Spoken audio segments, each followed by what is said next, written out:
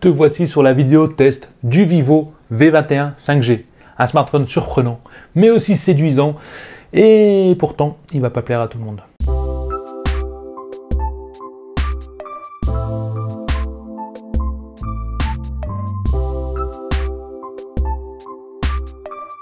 Alors ce modèle, on le trouve en deux couleurs, un bleu nuit et le bleu flamboyant que j'ai ici, que tu vas découvrir juste après. Il faut savoir qu'au niveau du prix, alors en France, parce qu'il est vendu en France, il est à 399, parfois à 380 € en promotion, pour l'instant. Au moment où tu regarderas cette vidéo, il sera peut-être à 300 €, voire 280. De toute façon, je t'aurai mis les liens en dessous si tu veux aller voir, si le prix a changé ou si t'intéresse. Et aussi, il n'y a qu'un seul modèle, le 128 Go de stockage avec 8 Go de RAM, ce qui est pas mal. D'ailleurs, on va aller déballer ça pour le découvrir. Bon, je sais pas si tu l'as vu, mais moi je trouve que la boîte est pleine de charme. Franchement, elle est jolie, elle est travaillée, il y a des sortes de petites paillettes qui brillent. J'aime bien. Directement à l'ouverture, tu tombes sur le smartphone. Et il faut dire que là, j'ai eu un coup de cœur. Un coup de cœur réel, il a l'air tellement fin, tellement léger, ça s'explique pas. Les coups de cœur, ça s'explique pas. En dessous, tout réuni, on va retrouver donc l'extracteur de carte SIM, on va retrouver la carte de garantie avec le kit de démarrage, et tu auras aussi une coque silicone transparente fournie, qui est quand même le bienvenu, en attendant que tu achètes une coque qui te plaît. On a aussi le chargeur en charge rapide qui fait 33 watts, donc ça promet, ça semble être pas mal, et tu vas aussi retrouver donc un kit Malib avec prise jack. Et oui, et en plus de ça, ils te fournissent l'adaptateur pour l'USB type C. Et je trouve ça plutôt pas mal. Comme ça, si tu as déjà des écouteurs ancienne version qui sont de haute qualité, tu pourras toujours les brancher sur ce smartphone qui n'a pas de prise jack. Et bien sûr, au-dessous, tu vas retrouver aussi le fil de chargement, donc qui est en USB type C. Alors niveau design, tu l'as compris, je suis amoureux. Il a un dos en verre avec des reflets un peu bleu, violet, rose. J'adore. Franchement, j'ai kiffé, je trouve ça waouh, il est vraiment réussi. La partie photo, pareil pour le module. Il est simple, il n'est pas trop imposant, il est discret, mais il fait quand même un petit peu viril. Je vais pas dire viril, mais il fait un petit peu... pas pourri quoi, il fait beau, il fait propre. On a une impression de haut de gamme, clairement, une finition top, premium, tu as vraiment l'impression d'avoir un portable à 800 €. On a les rebords en chromé qui lui donnent encore plus de charme. Vraiment là-dessus, je suis sous le charme, j'arrête pas, mais pour moi, c'est peut-être le meilleur, voire le top 2 de mes smartphones les plus jolis de cette année, voire de l'année dernière aussi. Après, un petit défaut qu'on va lui trouver quand même, il prend légèrement les traces de doigts, mais c'est vraiment pas dingue, ça se voit légèrement. Sur le côté, on va retrouver le bouton volume plus moins et le bouton power qui est avec des mini rainures dessus pour pouvoir simplement au toucher se rendre compte où est le power et où est le volume. Sur la partie haute, on va retrouver un micro. Quant à la partie gauche, il n'y aura absolument rien, c'est le néant, le vide. Et en dessous, on va retrouver donc le haut-parleur, la prise USB type C, on va retrouver un autre micro et le tiroir des cartes SIM. Bon alors ce fameux tiroir de carte SIM, sache que tu pourras mettre 2 nano SIM ou une nano SIM et une micro carte SD. Oui, tu peux pas mettre les deux en même temps, les trois en même temps, mais pour moi c'est largement suffisant. À toi de me dire dans les commentaires, ça te suffit, soit l'un soit l'autre, vas-y lâche-toi. Ce qui serait bien aussi, c'est si tu es nouveau, ça serait de t'abonner juste en dessous et de cliquer sur la cloche de notification. En fait, ça te permettra d'aider la chaîne à évoluer, ça ne te coûte rien et moi ça m'aide à avancer. Et en plus, si tu es un peu plus curieux, Instagram, Facebook, là il y a de tout des arrivages, ma vie privée, on va faire un tour. Sache aussi que pour les bandes, il est full 4G, bande française et full 5G, toutes les bandes françaises, donc tu es tranquille, tu capteras le signal à fond. Bon, j'arrête pas de te dire que je le trouve beau, qu'il est magnifique, etc. Bon, j'aime un peu les trucs girly, ok, mais c'est pas tout, parce qu'il a une prise en main vraiment très bonne. Parce qu'on a un poids d'environ, même de 176 grammes, et pourtant c'est pas extraordinaire quand on regarde les autres smartphones, il y en a d'autres à ce poids-là. Mais il est tellement fin avec du 7,29 mm qu'on a une impression de portable ultra léger, super agréable à prendre en main. Ça faisait longtemps que j'avais pas eu ça depuis mon Meizu. Et je peux dire que c'est bluffant, c'est super agréable à utiliser, sachant qu'il fait 159,68 de haut et 73,90 de large. Donc c'est vrai qu'on n'est pas sur des dimensions complètement dingues compactes, mais on a vraiment une impression de smartphone léger et compact quand tu l'as en main. Sur la face avant, bon, on va retrouver un écran AMOLED, pour le prix, heureusement. Mais il n'est pas aussi joli que la face arrière, parce qu'on a en haut la petite partie, la petite goutte d'eau, qui moi va me déranger, je la trouve quand même pas mal imposante, elle n'est pas discrète. Il faut aimer. Sur les rebords, pareil, on n'est pas sur du bordelais du tout. On a quand même facile 1 mm voire 2 mm de chaque côté. Bon, c'est pas gênant en soi, mais voilà, c'est là. Alors revenons sur l'écran, on est sur du Full HD donc plus, du 2400 par 2080 en HDR 10+, sachant qu'on a aussi du 90 Hz. C'est toujours mieux que du 60, c'est pas mal pour le prix, en tout cas, moi, ça me plaît. Pour ce qui est de la luminosité en extérieur, alors il se débrouille aussi très bien. On monte à 500 nits, voire plus en extrême luminosité, mais en tout cas, tu verras, c'est plutôt confortable, c'est agréable, j'ai pas ressenti de gêne ou de manque de luminosité en plein soleil. Il est sensible, il est très bien calibré, il n'y a aucun problème là-dessus. Le champ de vision est très bon aussi, bon, j'ai vraiment pas de défaut à lui trouver en général, c'est juste très bien. Comme tous les smartphones, maintenant en 2021, on a une reconnaissance faciale que beaucoup utilisent, même presque tout le monde. Et sur ce modèle, franchement, ça fonctionne plutôt bien, voire tout le temps. Ça se déverrouille rapidement, sans être un foudre de guerre. J'ai connu plus rapide, mais il est vraiment pas lent non plus. Faut compter maximum 1 seconde pour déverrouiller. Pareil pour l'empreinte digitale. Il fonctionne très bien, c'est une empreinte sous l'écran. Alors oui, à peu près 1 seconde pour déverrouiller, ça fonctionne à tous les coups, voire tous les coups. J'ai pas trouvé d'erreur là-dessus. Pareil, il y a des téléphones plus rapides pour déverrouiller, plus haut de gamme, mais il est quand même rapide. Après, pour aller de plus dans les détails, sache que tu auras toutes les bandes Wi-Fi pour la 2,4 et 5 GHz. Tu auras bien sûr le NFC, ça c'est quand même bien. Et on est sur du Bluetooth 5.1. Alors maintenant, passons sur la surcouche interne, sur ce qui se cache à l'intérieur. On est sur du Android 11 avec la version FunTouch OS de chez Vivo. Il faut dire que c'est simple, c'est efficace, tu peux personnaliser à souhait, que ce soit l'animation de l'empreinte digitale, que ce soit l'animation de l'écran, que ce soit l'animation des tout. En fait, tu peux tout personnaliser et je trouve ça vraiment très bien.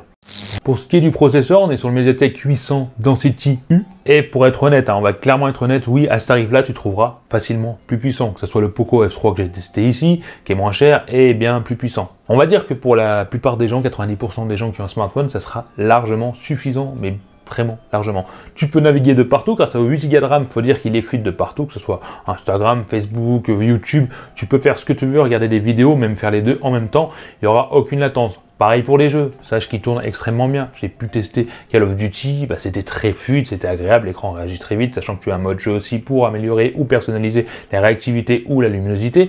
Bon, c'était juste du plaisir. Pareil, Alpha 9, bon comme tu peux le voir, c'est fluide, les graphiques sont beaux.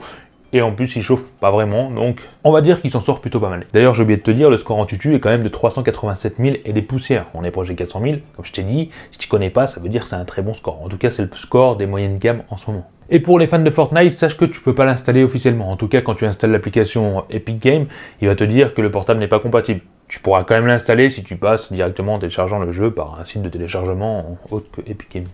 Pour ce qui est du son, on a seulement un haut-parleur en dessous. C'est vrai qu'à 400 balles, j'aurais aimé avoir du stéréo. Ça, c'est un peu gênant. Le plus simple, c'est que tu écoutes, on en parle après.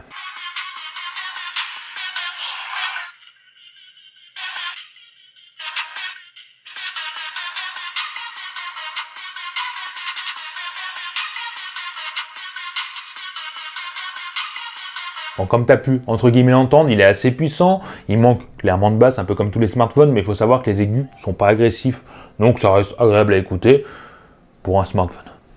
Alors maintenant, on va passer à l'autonomie, parce que oui, on a un smartphone qui a une batterie de seulement 4000 mAh. Je dis seulement parce que maintenant, on retrouve des 5-6 000, et c'est vrai que ça se fait plutôt rare en 4000 mAh, et c'est là où j'avais peur de son autonomie. Et figure-toi qu'en fait, j'ai fait la journée entière en utilisation plutôt intensive, sans devoir le recharger. Tu pourras tenir 2 jours, bien sûr, comme un peu tous les smartphones, si tu l'utilises pas trop, normalement. Mais pour du 4000 mAh, il faut savoir que c'est très bien. Pareil pour la recharge, tu pourras le recharger complètement en 1 heure, 1 heure 10 environ. Je n'ai pas chronométré aux minutes près, mais c'était ça. Passons maintenant à la partie photo, un truc le plus important d'ailleurs de ce téléphone, parce qu'il a été optimisé pour les blogueurs. Alors à l'arrière, on a un appareil photo de 64 mégapixels avec une ouverture à 1,79, le principal. On a donc le capteur ultra grand angle de 8 mégapixels avec une ouverture à 2,2 et le capteur macro de 2 mégapixels. Bon, pour ce qui est de l'interface, c'est plutôt simple, un peu comme tous les appareils photo. Tu as la navigation, tu as le HDR, le mode nuit. Bon, c'est simple, c'est facile, c'est réactif. Pour ce qui est des photos, en tout cas avec le capteur 64 mégapixels, je suis pas complètement fan. Oui, les photos sont correctes, mais c'est vrai que je m'attendais à quelque chose de plus pétillant, de plus détaillé. Quand on va dans les détails, quand il manque un tout petit peu de luminosité, c'est vrai que ça devient un petit peu flou, c'est pas ouf. C'est très bien, mais beaucoup de smartphones font quand même mieux, en tout cas dans les hauts de gamme. Quoi qu'il en soit, les couleurs sont bonnes, la luminosité est bien traitée, il n'y a pas de problème là-dessus, et il prend des photos convenables. Le mode macro, c'est pas son fort, et le grand angle fait son boulot sans être forcément un foudre de guerre. Là où il m'a complètement bluffé, mais vraiment, je ne plaisante pas, c'est le mode nuit. Alors le mode nuit, je ne sais pas comment ils se sont débrouillés Vivo, mais je le trouve vraiment très efficace. Des scènes vraiment obscures, il a réussi à me mettre de la lumière et avoir presque des détails. Vraiment, j'ai un smartphone plus haut de gamme qui prend des photos de nuit de moins bonne qualité. Et c'est juste bluffant. Là-dessus, c'est sûr, c'est pas des photos extrêmement détaillées, extrêmement nettes, mais tu seras vraiment surpris si tu l'as en main. Essaye les photos de nuit, tu me diras, d'ailleurs mets-le en commentaire ce que tu en penses. Où il est censé se démarquer, c'est sur la partie portrait, la photo avant qui est de 44 mégapixels, ce qui est quand même énorme pour un smartphone. Pour du portrait, c'est ouf. Et là, j'ai été complètement bluffé. Les photos sont clairement détaillées. On a une colorimétrie vraiment parfaite. On a des détails, des ombres. Il y a de tout. Pour du selfie, pour les fans de selfie, alors là, difficile de faire mieux. En tout cas, mon smartphone Oppo Find X3 Neo ne fait pas mieux et les plus hautes gamme que j'ai testés ne faisaient pas mieux. J'étais agréablement surpris, voire bluffé. Ce qui va être encore plus dingue, c'est le mode nuit parce que oui, à l'intérieur, même pour le mode de nuit ou peu de lumière, tu as deux flashs sur la partie avant qui vont venir t'éclairer et aider à filmer en meilleure qualité. Et c'est vrai que pour les vlogueurs qui partent un peu de partout, en tout cas en extérieur, qui n'ont pas tout le matos avec eux, avoir ces lumières directement dessus en flash, et ben ça peut grandement aider, en tout cas de rendre la qualité meilleure. C'est vraiment très bien réussi, bravo Vivo pour la partie selfie. Pour les vidéos, sache qu'il peut filmer en 4K et 30 images par seconde au maximum, et regarde. Alors là on est à 4K, à ce que je ressens il y a une mini stabilisation, mais il faut savoir qu'en 1080p, la stabilisation sera encore mieux. Je ne l'ai pas mise, mais autofocus, bon en fait il a l'air rapide. Ouais, franchement c'est pas mal. On va sautiller un petit peu. Même en 4K, franchement, en tout cas sur l'écran, ça a l'air pas mal stabilisé. C'était très bien, les couleurs sont bien, l'autofocus est très bien, la stabilisation était là. Et pour le mode portrait, j'ai dû filmer en 1080p 30 images par seconde pour la stabilisation. Regarde. Nous y voici, donc on est en 1080p 30 images par seconde, parce qu'il n'y a pas de stabilisation, en tout cas numérique et optique en 4K. Et là, on va courir un petit peu. Je cours lourdingue, hein, lentement, mais ça a l'air plutôt pas mal. Sachant que comme tu regardes, je tourne la tête et je suis suivi. C'est-à-dire que le téléphone automatiquement suit mon visage et c'est vraiment pas mal pour les blogueurs. Alors ce qui est complètement ouf, c'est que tu as aussi un suivi de mouvement. C'est simple, la caméra va zoomer l'image et dès que tu bougeras à gauche et à droite, en fait, ça va te suivre légèrement. Tu auras un petit angle de vision. Si tu vas trop loin, le portable ne va pas tourner. Mais sache que la caméra, en tout cas, l'intelligence artificielle va permettre de suivre son visage si tu bouges un petit peu. Et c'est vrai que quand tu es en mouvement avec ton smartphone et que tu as tendance à bouger un petit peu, c'est une sorte de stabilisation numérique qui va suivre ton visage et donc te permettre de faire des meilleures prises de vue, etc. Ou de pouvoir filmer directement comme moi en tant que youtubeur avec ton téléphone et de bouger dans la pièce, tu seras entre guillemets suivi. Ce que j'ai un petit peu moins aimé là, c'est par rapport à la colorimétrie. Alors oui, j'ai tendance à peut-être être un peu rouge, mais j'ai trouvé les couleurs un peu plus rouges que ma couleur naturelle sur la vidéo. À toi de me dire ce que tu en penses en dessous, quoique tu me connais pas en vrai, mais dis-moi quand même. Conclusion, pour un smartphone à 400 €, en tout cas à l'heure où je te parle, c'est entre les deux, parce que oui, moi personnellement, j'aurais pu le garder si l'appareil photo de 64 mégapixels était entre guillemets plus performant. J'aurais eu l'impression d'avoir complètement un smartphone haut de gamme entre les mains, à part cette goutte d'eau au-dessus que j'aime pas trop. Il m'a bluffé, c'est un smartphone qui est vraiment équilibré, qui est bon en tout, la partie selfie est complètement dingue, complètement ouf pour le tarif. C'est vraiment un très très bon smartphone, joli, bien fini, etc. Il n'y a aucun problème. Les défauts, comme je te l'ai dit à l'instant, c'est la partie photo, qui n'est pas vraiment un défaut, faut l'avouer, mais voilà, des smartphones à 400 € font mieux, et je suis un peu déçu pour ça. Sache qu'une mise à jour peut améliorer ça simplement, et au final, ça sera presque le smartphone parfait. Bien sûr, tu trouveras aussi des smartphones moins chers et plus puissants. Enfin voilà, je valide, ce Vivo V21 est vraiment une perle à mon avis. Si tu veux le commander, n'hésite pas à passer par les liens juste en dessous. Et aussi, n'hésite pas à me mettre en dessous ce que tu en penses de ce smartphone par rapport à cette vidéo, si tu l'as déjà, comment tu le trouves, est-ce qu'il est bien, quels sont les défauts que tu lui as trouvés par rapport à ce que tu as vu. Et puis sinon, je vous dis à la prochaine vidéo, mais tout qui me tient. Allez, bye. Allez, à vous, t'as aimé la vidéo. Lâche-moi un petit commentaire en dessous pour me dire ce que t'en penses. Abonne-toi, sinon tu seras marabouté par les yeux de tout qui want toute ta vie. Viens vite me rejoindre sur les réseaux sociaux et mate ma dernière vidéo juste ici. Allez, je compte sur toi pour la prochaine vidéo. Bye bye.